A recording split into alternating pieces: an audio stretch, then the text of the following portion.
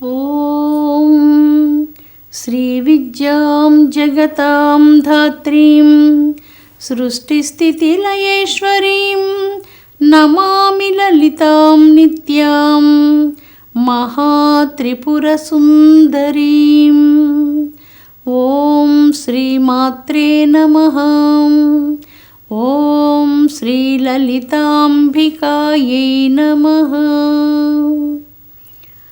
అమృతాత్మ స్వరూపులైన మీ అందరికీ మీ తల్లి అవ్యాజ్యమైనటువంటి మాతృప్రేమనందిస్తూ కులేశ్వరి శ్రీ లలితాంబిక రహస్యనామ సహస్రాలలో కులేశ్వరి అన్నటువంటి నామము 4 బీజమంత్రాలు కలిగినటువంటి నామం. ఇంతకుముందు నామంలో 72,000 నాడులలో సుషుమ్నా నాడి ద్వారా ఏ దేవి అయితే ప్రయాణం సాగిస్తూ ఉన్నదో, సహస్రారం చేరుకుంటున్నదో ఆ దేవిని కురుకుళ్ళాదేవి అని చెప్పుకున్నాం. ఆ కురుకుళ్ళాదేవియే ఇక్కడ కులేశ్వరి దేవిగా మనకు కుండలిని స్వరూపంగా మనకు గోచరిస్తున్నది. ఈ మంత్రాలన్నీ కూడా కుండలిని విద్యను గురించి ప్రబోధిస్తూ ఉన్నవి. మూలాధార కమలం నుంచి సహస్రార కమలం వరకు ఒక అద్భుతమైనటువంటి రాచ మార్గం ఉన్నది. ఈ కుండలిని తల్లి ఒక్కొక్క కమలం మీద తన పవిత్రమైనటువంటి సుందరమైన పాదాలను ఉంచుతూ ఒక్కొక్క కమలాన్ని దాటుకుంటూ నెమ్మదిగా సహస్రార కమలంలో బైందవ స్థానంలో ఆసీనురాలవుతూ ఉన్నది. బైందవ స్థానం అమ్మ యొక్క స్థానం. ఆ దివ్యమైనటువంటి స్థానంలో ఆసీనురాలై అమృత వర్షాన్ని కురిపిస్తూ ఉన్నది. అందువల్ల తల్లిని కురుకుళ్ళాదేవి అని చెప్పుకున్నాం. ఇక్కడ కులేశ్వరిగా మనకు ఆ కురుకుళ్ళాదేవియే ఇక్కడ మనకు కులేశ్వరిగా ఈ నామంలో చెప్పబడుతూ ఉన్నది. మూలాధార కమలం, స్వాధిష్టాన కమలం, మణిపూర కమలం, అనాహుత హృదయ కమలం, కంఠం దగ్గర ఉన్నటువంటి విశుద్ధి చక్రం, 2 కనుబొమ్మల మధ్యలో ఉన్నటువంటి ఆజ్ఞా చక్రం. ఈ కమలాలన్నీ కూడా జగన్మాత యొక్క రాచమార్గంలో ప్రయాణం చేసేటప్పుడు ఈ యోగ మార్గంలో ఈ రాచబాటలో ఈ చక్రాల మార్గం గుండా కన్నతల్లి ప్రయాణం చేస్తూ సహస్రార కమలానికి వెళ్ళి చేరుకుంటూ ఉన్నది. రాత్రి సమయంలో చంద్రకిరణాల కాంతిలో కుండలిని శక్తిని యోగులు మేల్కొలుపుతూ ఉంటారు.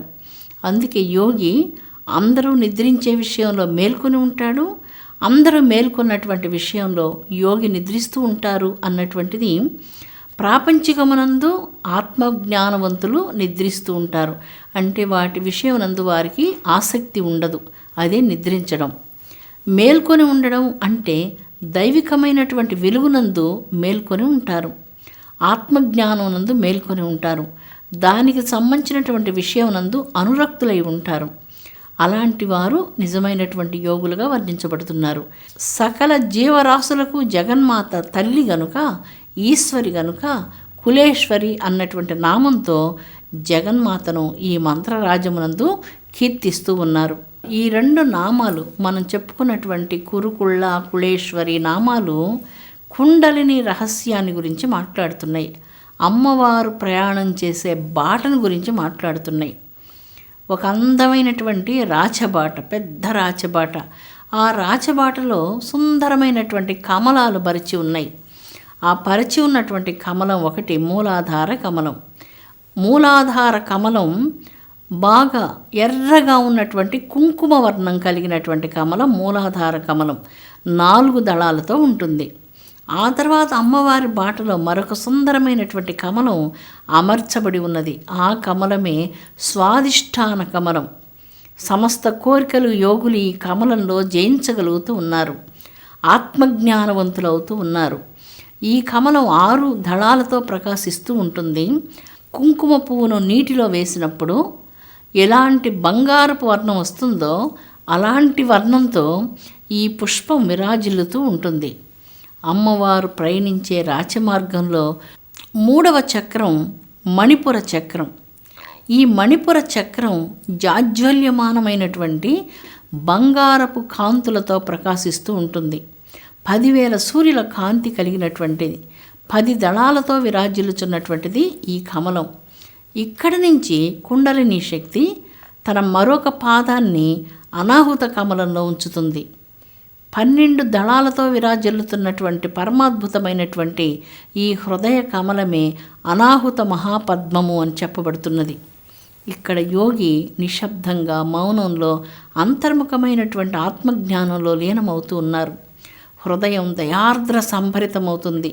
కల్మషాలు, కుట్రలు, అవివేకమైనటువంటి భావాలు అంతరంగంలో స్థానం ఉండదు. అపూర్వమైనటువంటి జ్ఞానసిద్ధితో భాసిస్తూ ఈ కమలంలో ప్రకాశించేటువంటి యోగి యొక్క ఆత్మజ్ఞానం పరిపూర్ణ ఆత్మజ్ఞానంగా భగవంతునికి అర్పితమైనటువంటి అంతరంగంతో జాజ్వల్యమానంగా వెలుగొందేటువంటి ఆత్మవంతుడై అనవరతము నిశ్శబ్దమైనటువంటి శాంతి యందు ఓలలాడుతూ ఆత్మానందాన్ని అనుభవిస్తూ ఉంటాడు. ఇక్కడ నుంచి కుండలిని శక్తి బయలుదేరి కంఠస్థానానికి చేరుకుంటుంది. ఇది విశుద్ధి చక్రం. 16 దళాలతో విరాజిల్లుతున్నటువంటి అద్భుతమైనటువంటి శ్వేతవర్ణం కలిగినటువంటి కమలం. ఈ కమలం సరస్వతికి నిలయం అని చెప్పుకోవచ్చు. ఇక్కడ నుంచి కుండలిని ఆజ్ఞాచక్రంలోనికి ప్రవేశిస్తూ ఉన్నది. ఇక్కడ మనస్సు, ఇంద్రియాలు, కర్మేంద్రియాలు, జ్ఞానేంద్రియాలు ఏవి పనిచేయనటువంటి అపూర్వమైనటువంటి స్థితిలోనికి యోగి సాధనేందు ఎదిగి సర్వోత్కృష్టమైనటువంటి ఆజ్ఞాచక్రాన్ని చేరుకున్నారు. ఇది 2 దళములు కలిగినటువంటి అపూర్వమైనటువంటి కమలం. ఇక్కడ నుంచి కుండలిని తన రాచమార్గంలో ప్రయాణాన్ని కొనసాగిస్తూ సహస్రార కమలాన్ని చేరుకొని అమృత వర్షాన్ని కురిపిస్తూ ఉన్నది. తిరిగి ఆ అమృత వర్షాన్ని కురిపించి కొంతసేపు అక్కడ ఉండి కుండలిని తిరిగి తన రాచమార్గం ద్వారా తిరిగి మూలాధార క్షేత్రంలోనికి వచ్చి అక్కడ శయనిస్తూ ఉంటుంది. లోకజనని అయినటువంటి కులేశ్వరి ఈ అపురూపమైనటువంటి ప్రాణ సంచార రాచమార్గంలో ప్రయాణం చేస్తూ ఒక్కొక్క కమలం మీద తన సుందరమైనటువంటి పాదాలను ఉంచుతూ ఈ కమలాలను దాటి విశ్వకమలంలో ఆసీనురాలవుతూ ఉన్నది. అమృత వర్షాన్ని కురిపిస్తూ ఉన్నది. సాధకుడు ఊహాతీతమైనటువంటి బ్రహ్మానందాన్ని అనుభవిస్తూ ఉంటాడు.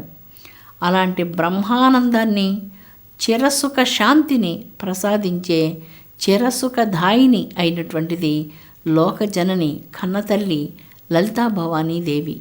ఒకసారి ఒక విదేశీ నావ చాలా బహుదూరంగా సముద్రంలో తుఫాన్లో కొట్టుకొని చాలా దీర్ఘకాలం వారు ఆహార పదార్థాలు లేకుండా, తాగేందుకు మంచినీళ్ళు కూడా లేకుండా తుఫాన్లో చాలా కష్టపడి ఉన్నారు. ఒక అద్భుతమైనటువంటి కాంతి వారికి గోచరం అవుతూ వచ్చింది. ఆ కాంతిని పట్టుకొని వాళ్ళు నెమ్మదిగా ప్రయాణం సాగిస్తూ రాగా వాళ్ళ యొక్క పడవ సముద్ర తీరాన్ని చేరుకునింది. ఆ పట్టణం కన్యాకుమారి. అర్ధరాత్రి సమయంలో అక్కడ ఎవ్వరూ లేరు. కానీ ఒక పెద్ద కాంతి ఇంతవరకు సముద్రంలో వారికి దారి చూపించినటువంటి ఆ కాంతిని పట్టుకొని వారు నెమ్మదిగా ఆ పట్టణంలో ప్రవేశించారు. ఆ కాంతి ఎక్కడి నుంచి వస్తున్నదంటే కన్యాకుమారి దేవి ధరించినటువంటి ముక్కు పుడక నుంచి ఆ కాంతి ప్రసరిస్తూ అది సముద్రం మీద ఎక్కడో దూరంగా ప్రయాణం చేస్తున్నటువంటి ఆ నావికులకు వారికి దారిని ప్రసాదించింది. తానే కుండలినిగా కుల సంచార మార్గంలో ప్రయాణం చేస్తున్నటువంటి తల్లి దారి దిక్కు తెలియనటువంటి ఎవరికైనా దారి చూపించేటువంటి తల్లి. ఇక యోగ మార్గంలో, భక్తి మార్గంలో ప్రయాణం చేసేటువంటి సాధకులు భక్తిలో మంత్ర జపాన్ని చేస్తే ఎలాంటి ఫలితం కలుగుతుందో మనం చూద్దాం.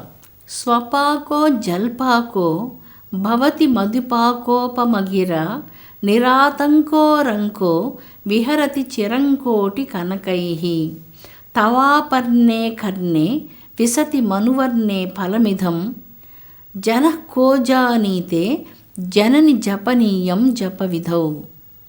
చక్కగా శంకరాచార్యుల వారి యొక్క మధురమైనటువంటిది ఈ శ్లోకం. అమ్మ, నీ మంత్రమునందరి అక్షరములు చెవిన పడినంతనే చాలా చండాలమైనటువంటి జీవితం గడుపుతున్నప్పటికీ అతడు కుక్క వంటి మాంసాహారం తింటున్నటువంటి నాలుక కలిగినటువంటి వాడైనప్పటికీ తనంతట తాను తేనెకు మించినటువంటి తీయగా ఉండే మధురమైనటువంటి వాక్కులను పలుకగలుగును అంటున్నాడు. స్వపాకో జల్పాకో భవతి మధుపాకోపమగిర అంటే అమ్మ, నీ పవిత్రమైనటువంటి మంత్రాన్ని ఎవరైతే చెవులారా వింటారో అలా వినినంతనే వారికి, అంటే అతడు చాలా చండాలమైన జీవితం గడుపుతూ, చేయకూడనటువంటి పనులన్నీ చేస్తూ, తినకూడనటువంటి ఆహారాలన్నీ తింటూ, చివరకు కుక్క మాంసం తింటూ ఉన్నప్పటికీ కూడా అలాంటి నాలుక కూడా తేనె కంటే మించినటువంటి మధురాతి మధురమైనటువంటి మాటలు నీ మంత్రాన్ని వినినంతనే ఆ జిహ్వ పలకగలదు అంటూ ఇక్కడ చెప్తున్నారు. అష్టదరిద్రాలతో కటిక దరిద్రాలతో బాధపడుతున్నటువంటి వారైనప్పటికీ, హే జగదంబ, నీ నామాన్ని ఒక్కసారి పలికినంతనే వారు మహదైశ్వర్య సంపన్నులవుతూ ఉన్నారు.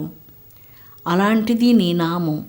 ఇక నీ మంత్రాన్ని మనస్సులో ధ్యానించినటువంటి వారికి ఎలాంటి పదవులను ప్రసాదిస్తావో కదా అంటూ శంకరాచార్యుల వారు స్వపాకో జల్పాకో మధుపాకోపమగిర నిరాతంకోరంకో విహరతి చిరంకోటి కనకై అన్నటువంటి చక్కని శ్లోకంలో ఇలాగా చెప్తున్నారు. నీ మంత్రం వింటేనే ఇంత ఫలితం వస్తే, నీ మంత్రాన్ని జపిస్తే ఇంకెంత ఫలితం వస్తుందో, నిన్ను పూజ చేస్తే ఇంకెంత ఫలితం వస్తుందో, ఏ సామ్రాజ్యాలను వాళ్ళకు కట్టబెడతావో, ఏ లోకాలోకాలను మించినటువంటి మణిద్వీపానికి తీసుకుని వెళ్ళి నీ పాదారవింద సన్నిధానంలో వాళ్ళకు అక్కడ స్థానం ఇస్తావో మేము ఊహించలేము అంటూ శంకరాచార్యుల వారు అమ్మ యొక్క మాధుర్యాన్ని గురించి చక్కగా ఈ శ్లోకంలో వర్ణించారు. అలాంటి మహిమోపేతమైనటువంటి కుండలిని చైతన్య శక్తి స్వరూపమే లలితా భవాని. లలితా భవానీదేవికి కుండలిని శక్తికి ఎటువంటి తేడా లేదు అంటూ ఈ మంత్రంలో లలితా భవానీదేవిని కుండలిని శక్తిగా ఇక్కడ చక్కగా కమనీయంగా వసిన్యాది వాగ్దేవతలు వర్ణించి ఉన్నారు. అమృతాత్మ స్వరూపులారా, అలాంటి దయాంతరంగం కలిగినటువంటి కన్నతల్లి జగత్తులో మానవులందరి కష్టాలను తొలగించి అందరికీ శుభాలను ప్రసాదించునుగాక, విశ్వశాంతి అనుగ్రహించునుగాక. ఓం శాంతి శాంతి శాంతి.